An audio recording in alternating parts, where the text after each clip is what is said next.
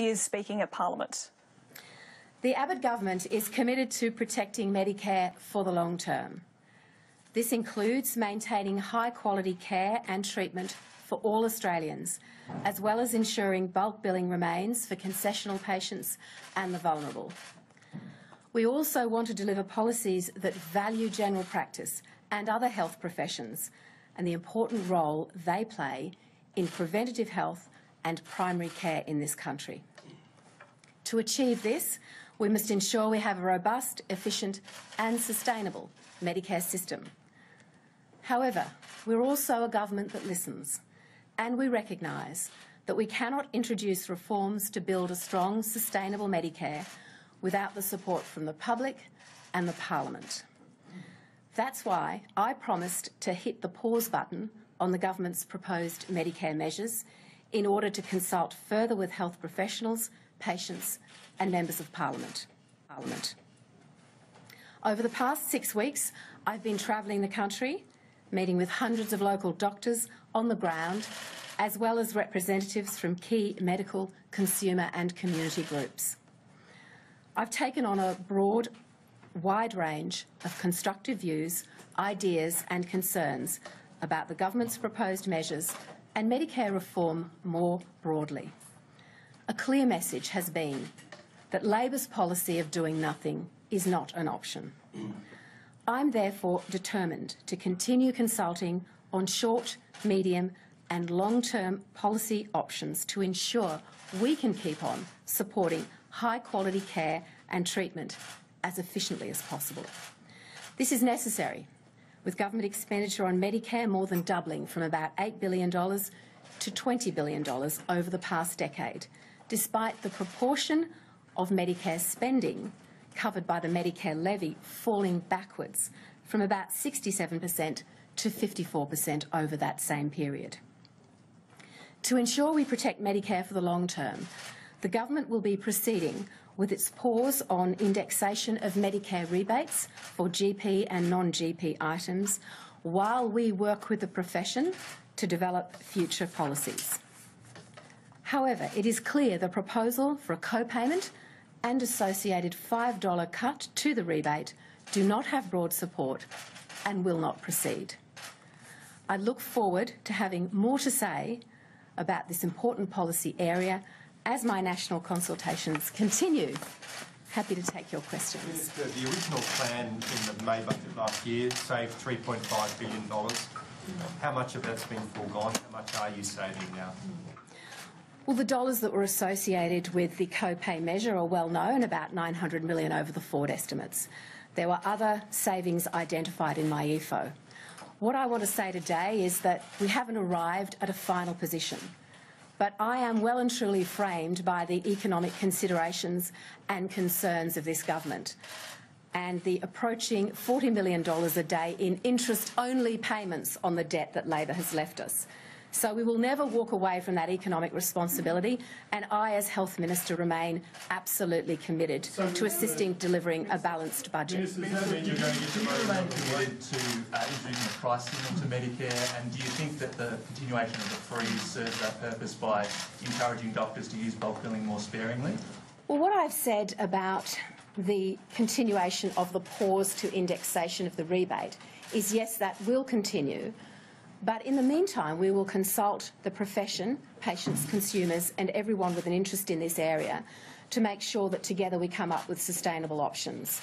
So, yes, I have said that the pause on indexation is in place, but I look forward to some really constructive consultations around the future policy and the future options for us. Guarantee that the indexation will resume in 4 years' time? Could it resume sooner than that, but will it definitely resume after 4 years? Well, the pause is in place now and it's part of our announced policy. So it is in place and it is only a pause and it will be there while I consult further with the profession. But will it be lifted eventually? Well, if I knew what the final outcome of these consultations would be, I might be able to answer that question, Lenore. But the important thing here is the conversation that I've had up to date has been very productive. I think it's been well received. I've been all over the country. I've been on the East Coast. I'm going to the West Coast on the weekend. And wherever I go, people say, look, we can help you find efficiencies within the system. We know where they are. We have alternative ideas for you. So there are so many areas of broad agreement between us and the medical profession that it absolutely makes sense to continue this conversation, to come up with constructive ideas and to work together. Continuing the pause, Minister, aren't you putting a gun at the head of doctors? Paul, you're just... by continuing the pause, which I think over the forward estimates is over $1 billion, isn't it? Look, doctors can have their own interpretations of what I believe is a very constructive conversation, and I would be surprised if they would describe it as you just have. The overarching objective here, as I've said, is that we value primary care, we value general practice, we want to work with the profession. We know that together we have to build a sustainable Medicare. Doing nothing is not an option. I mean, this is Labor's year of good ideas, and they haven't had a single one so far. No one who understands the increasing rate of spend in health compared to GDP thinks it's something that we can just step back and leave the settings as they are. We can't. Minister, the Prime Minister described the GP co-payment constantly as good policy. What do you think of it?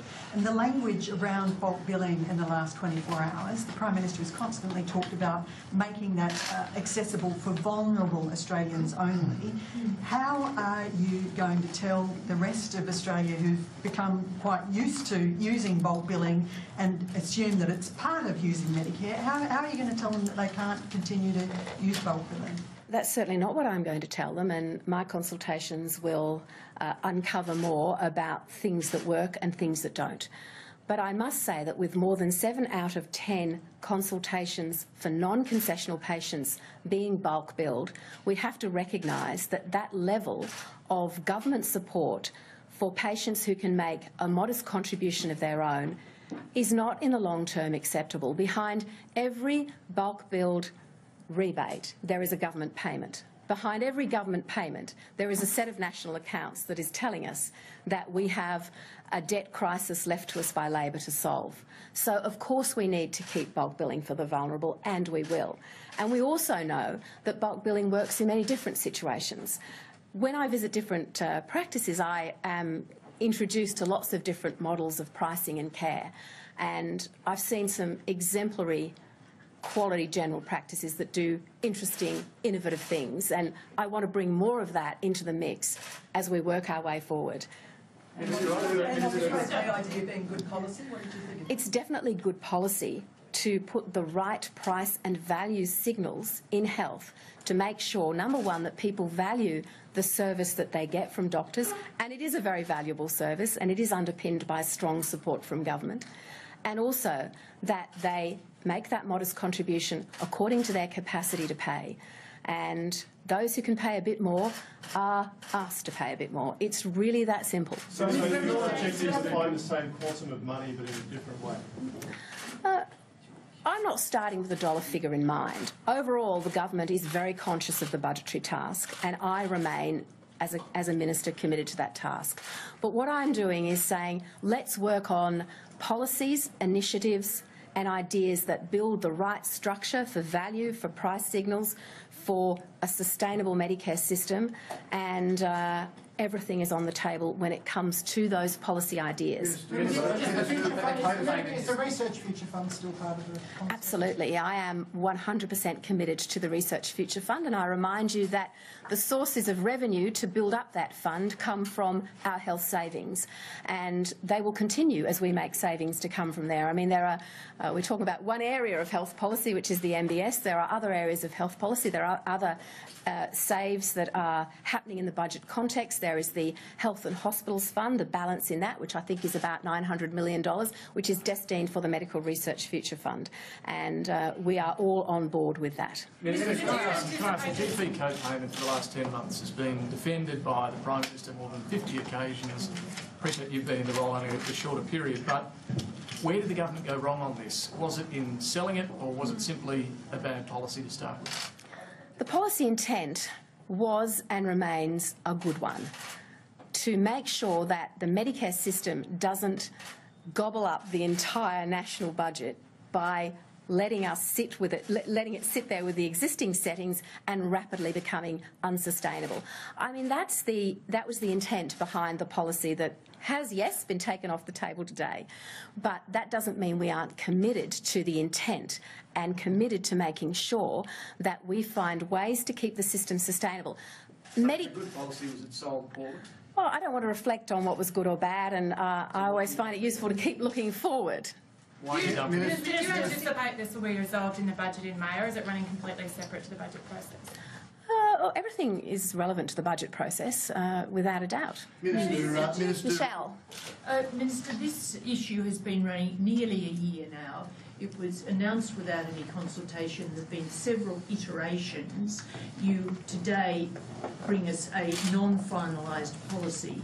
Isn't this a really bad look for the government in terms of good policy making? Well, a government that listens, that understands the landscape in which the health profession operates, that values and respects that health profession, that knows that general practice is the key to keeping people well and keeping them out of hospital, that takes a measure off the table that is disliked by so many, but which so many say can be achieved in other ways. I think that's sensible, sound policy, and I stand behind it. In the beginning? Again, I find it useful to look forward, not backwards, and we are in a situation now where consultation is taking place. It's valuable and it's going to lead to even better policy outcomes. And by the way, by saying today that this is no longer government policy is in itself an announcement. It's part of that overall process. Minister, is raising the Medicare levy one of the options on the table for the government? No, it's not. And by the way, I think that's a lazy option, because if a system is to be as efficient as it possibly can be, and we know that every system should be, particularly in this era of scarce government dollars, why would you raise taxes to fund inefficiencies? You would be much better to find those efficiencies in the first place. Minister, could you achieve your value signal over time just by leaving the indexation frozen? I would rather answer that question, Lenore, by saying we're pausing the indexation on the rebate while we consult with the medical profession. The medical profession has made no secret of the fact that they don't like that, but they understand that a sensible, sustainable policy needs to be arrived at. So I look forward to their ideas, and with those ideas, together we can come up with some really sound future policy initiatives. But if you don't, would just leaving the pause in place meet your objective over time? That's not something I'm prepared to answer, because it will. I'm prepared to forecast, because the objective is that the profession is comfortable, indeed happy, with the direction of government policy, that it makes sense to keep Medicare sustainable in this way, which is the where we will arrive at, and that we'll be all on board in the task. So this is not about me dictating to the profession about these things will stay and these things will go. This is about me saying to the profession, let's work together so we can realise the objectives we both need to appreciate. Last question before question time, everybody. What has the government learned out of this process? I think, honestly, the government has learned, as the Prime Minister has made clear, that consultation and listening is important. I have learned that there are many different models of care. I have learned that rural and regional and Indigenous healthcare matter just as much as care in our metropolitan cities and in the outer suburbs, and that by visiting every single model in almost as many places I can, I will get the best picture possible. And can I say I value the input in this process of my backbench, of my health policy committees, and of the good ideas that they have come forward. They are my eyes and ears on the ground when I can't be there, and they are key to future developments in this space. Thank you all. Thank you. Health Minister Susan Ley there, explaining the reasons why the government drops the $5 GP co-payment plan.